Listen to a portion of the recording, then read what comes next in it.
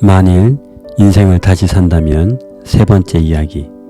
내가 병을 앓으면서도 유쾌하게 사는 이유. 나는 내가 당연히 죽을 때까지 의사로 살 거라고 생각했다. 누군가를 치료해주면 왠지 내가 쓸모있는 사람이 된 것 같아 뿌듯하기도 했다. 파킨슨병이 나를 찾아온 지도 벌써 22년이 지났다. 도통 나를 떠날 생각을 하지 않는 불청객은 때로는 나를 피곤하게 만들고 속상하게 만들어 화나게 한다. 하지만 까칠한 불청객으로부터 배운 것도 참 많다. 배운 점 5가지를 말해보겠다. 첫 번째, 단점을 애써 고치려 하지 말고 그냥 장점에 집중할 것. 파킨슨병에 걸리고 나서 나는 집을 지고 다니는 달팽이가 된 기분이다. 내 몸은 스스로 움직이지 못하는 집이고 내 머리와 아직 굳지 않은 왼쪽 다리가 이걸 끌고 다닌다. 굳어버린 오른쪽 다리를 움직여보기 위해 아무리 노력해도 꿈쩍도 하지 않는다. 그러나 왼쪽 다리를 강화시키니 훨씬 더 좋아졌다. 단점을 보완하기 위해 집중하는 것보다 장점을 극대화하는 것이 탁월한 선택인 것 같다. 두 번째, 마이크로 월드를 발견하다. 본과 3학년 때 도서관에서 나와 집으로 향하는데 낙엽이 다 떨어져 있었다. 단풍이 든 줄도 모르고 살아가고 있었던 것이다. 그런데 파킨슨병으로 인해 지금껏 보지 못했던 세상을 발견했다. 아주 사소한 것에서도 세상에 이치와 아름다움이 있다는 것을 알게 된 것이다. 구로 야나기 테츠코의 소설 창가의 토토에는 이런 말이 나온다. 어쩌면 세상에서 진실로 두려운 것은 눈이 있어도 아름다운 것을 볼 줄 모르고 귀가 있어도 음악을 감상하지 못하며 마음이 있어도 참된 것을 이해하고 감동하지 못하며 가슴에 열정을 불사르지 못하는 사람이 아닐까? 지는 해가 얼마나 아름다운지, 옆 사람의 손이 얼마나 따뜻한지, 삶이 얼마나 소중하고 경이로운지 조금은 알게 된 것 같다. 세 번째, 힘들고 아픈 시간은 언젠가 끝나게 되어 있다. 한 발짝 떼는 것으로도 안 되어 기어다녀야 할 때, 혹은 기어다닐 수도 없어 꼼짝없이 누워만 있어야 할 때, 그 고통을 견디는 것은 생각보다 힘들다. 아파서 잠을 이루지 못할 때 이렇게 사느니 차라리 죽는 것이 낫지 않을까 하는 생각도 했다. 하지만 고통은 24시간 내내 지속되지는 않았기에 참고 견뎠으며 아프지 않은 순간 밥을 먹고 운동을 하고 산책을 했으며 친구와 수다도 떨었다. 기다림은 언제나 희망이었다. 고통이 사라지고 몸을 움직일 수 있는 시간이 반드시 찾아왔기 때문이다. 파킨슨병에 걸린 지 이제 22년.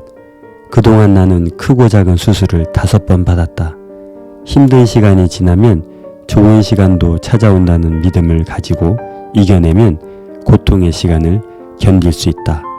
봄은 꼭 올 것이다. 네 번째, 겸손을 배우다. 파킨슨병을 앓으며 다른 사람들의 고통에 공감하고 세상에 일어나는 일들을 이해하고 포용하는 힘이 조금 커진 것 같다. 내 한계도 모른 채 나 잘난 줄 알고 살았을 텐데 이제는 그 한계를 알기에 겸손할 수밖에 없다. 다섯 번째, 유머의 힘은 역시 강하다. 파킨슨병을 앓고 있지만 늘 심각하고 우울하게 살기는 싫다. 나는 여전히 농담을 즐기고 사람들과 웃으며 살고 싶다. 약간의 유머를 던지고 나면 참 신기하게도 내 병이 가볍게 느껴지는 기분이 든다. 유머가 병의 무게를 줄여주는 역할을 하는 것이다. 나는 내게 별명도 붙여주었다. 3-hour woman. 약을 먹으면 3시간은 괜찮아서 만들었는데 나름 괜찮은 것 같다. 훨씬 더 행복해질 수 있는 나를 가로막은 것은 바로 나였다. 내가 살아온 길은 어떠했는가? 숨가쁘게 달려온 날들, 그 세월 속에서 내가 놓쳐버린 것들이 아쉬움 저편으로 사라지는 것을 그저 눈을 뜨고 바라봐야만 한다. 아, 인생의 덧없음이여. 지나간 세월을 잃어버린 것을 슬퍼하느라 나에게 다가오는 소중한 것들에 감사할 줄 몰랐다.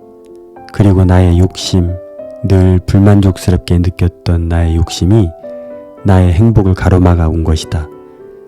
무엇인가를 더 원하고 그것을 손에 넣는다고 해서 더 행복해지는 것은 아닌데 내가 가진 것이 늘 부족하다고 느꼈다. 나 자신에 대한 지나친 기대를 조금 덜어낼 필요가 있다. 내가 좀 더 나에게 너그러웠다면 좋았을 것이다. 나에게 필요한 것은 다른 사람의 사랑이 아니라 나 자신의 사랑이었다. 진정한 행복을 하나하나 오늘도 배워간다. 그리고 인생의 작은 행복을 느끼고 즐기는 법을 아낌없이 배운다. 내가 그를 용서한 진짜 이유. 우리는 감정에 휘말려 충동적으로 해서는 안 되는 행동과 말을 한다.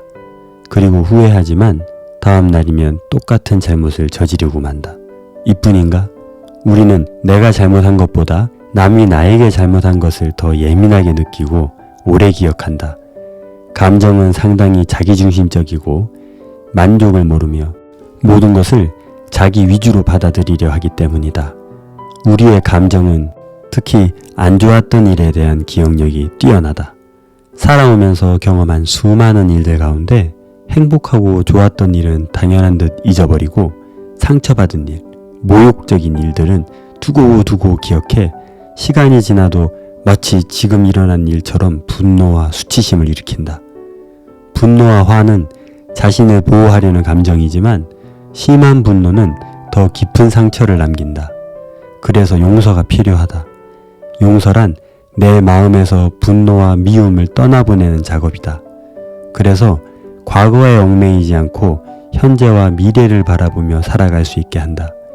용서의 대상은 타인에게만 국한된 것이 아니라 나 자신을 스스로가 용서하며 살아가야 한다.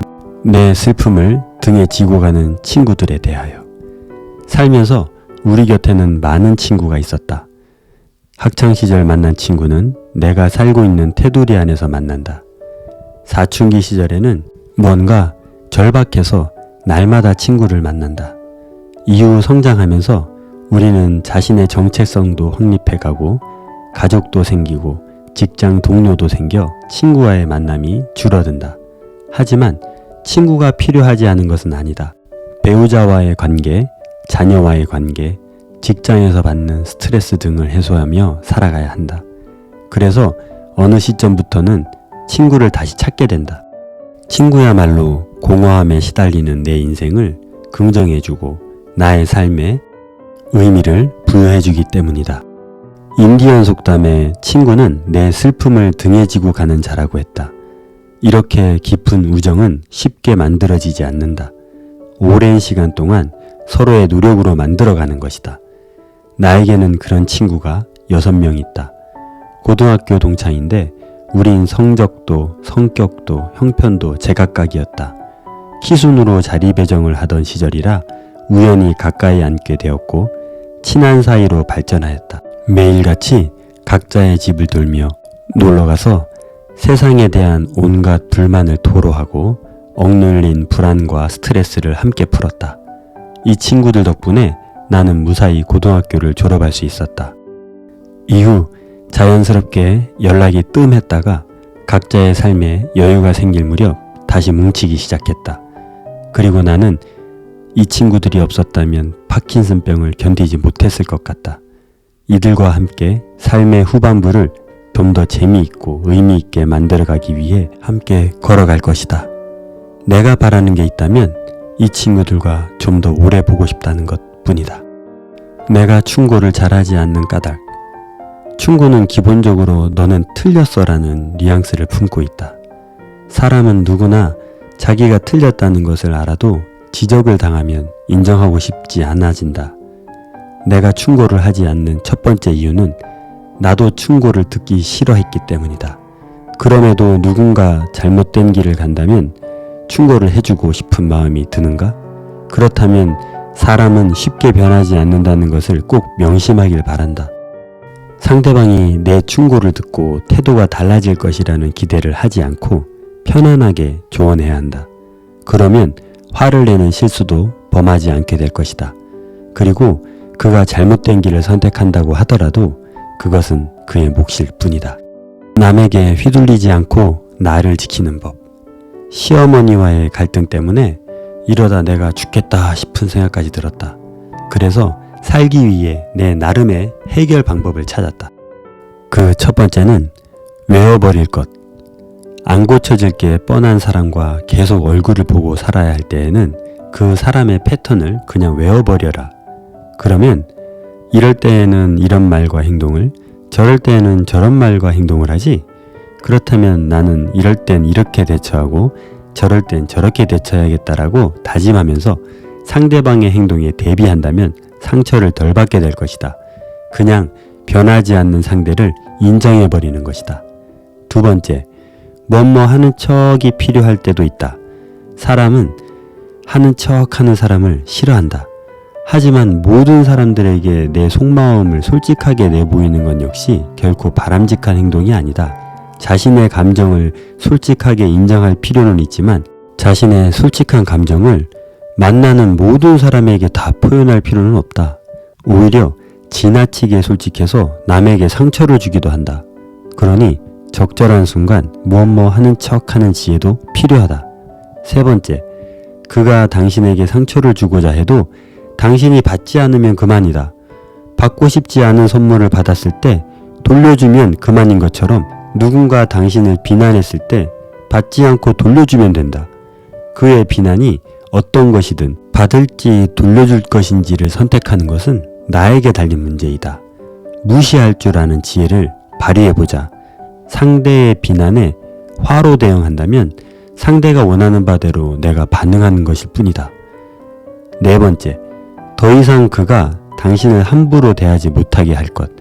누군가가 당신을 함부로 대할 때 그가 당신의 인생에서 중요한 사람이 아니라면 신경 쓰지 말아라. 그가 못난 것이다. 공부의 즐거움에 대하여.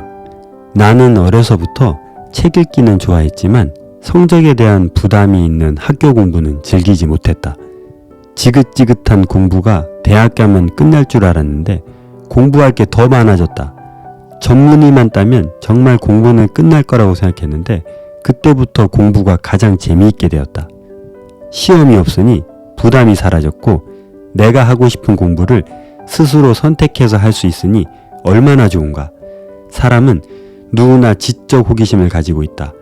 이 세상을 알아가는 즐거움이 얼마나 큰가. 나는 앞으로 어떤 공부를 하며 남은 생을 즐길까? 사람의 마음이 궁금한 나는 공부가 끝날 걱정은 필요 없을 것 같다. 내 말에 귀 기울여주는 사람이 있다는 것, 그 행운에 대하여.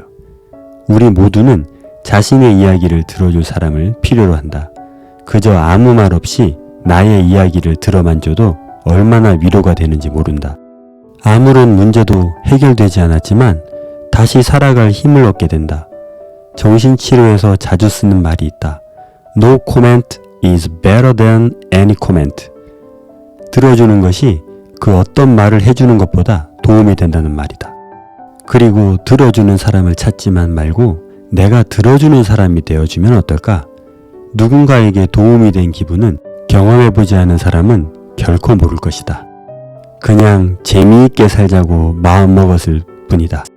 우리의 일상은 쳇바퀴처럼 굴러간다. 특별한 일도 재미있는 사건도 별로 없다. 특히 고통이 심해지는 날이면 아무리 마음을 다잡으려고 해도 우울해지기 십상이다.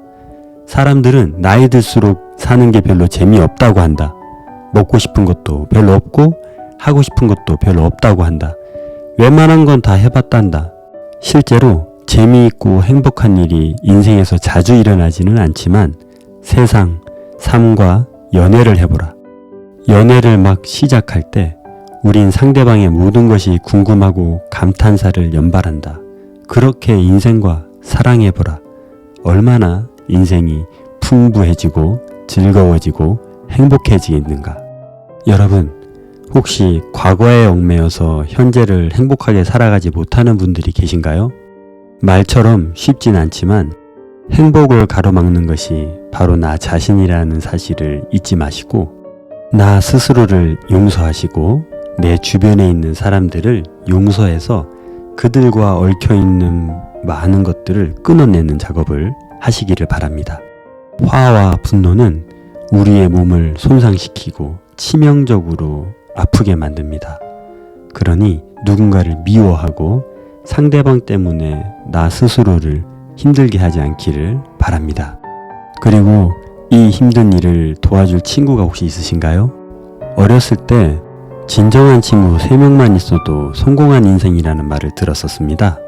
그땐 너무 쉽게 생각했는데 인생을 살면 살수록 한 명도 쉽지 않다는 것을 느끼게 되었습니다. 정말 평생을 함께할 소중한 친구가 있었는데 먼저 하늘나라로 간 그 친구가 부쩍 생각이 나네요. 여러분, 우리의 삶은 우리가 만들어가는 것입니다.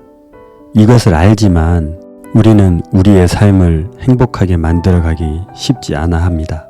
맞습니다. 이 인생은 그렇게 호락호락하지 않습니다. 하지만 여러분 마음속에 그 누구도 침범할 수 없고 간섭할 수 없고 통제할 수 없는 여러분 자신이 있습니다. 그 자신 스스로와 함께 힘을 내어 한 걸음 더 나아가시고 행복한 삶을 살아가시기를 응원합니다. 지나가는 길에 귀여운 아기가 보이면 이쁘다고 말 한마디 웃으며 건네주십시오. 그리고 엘리베이터에서 만난 이웃에게 먼저 친근한 말 한마디를 건네보십시오. 일상에서 만나게 되는 사람들에게 위트 있는 말 한마디를 던져 상대방에게 미소를 짓게 해보십시오. 그리고 좋아하는 스포츠에 열광도 해보시고 자연을 보면서 마지막 인사를 해보시길 바랍니다. 오늘 보는 여러분의 일출과 일몰 혹은 하늘이 더욱 아름답게 보일 것입니다. 우리는 매 순간 현재를 과거로 보내며 살아가고 있으며 그 마지막을 향해 조금씩 쉼 없이 나아가고 있습니다. 지금 이 순간 어찌 아름답지 않을 수 있겠습니까? 여러분 행복하십시오.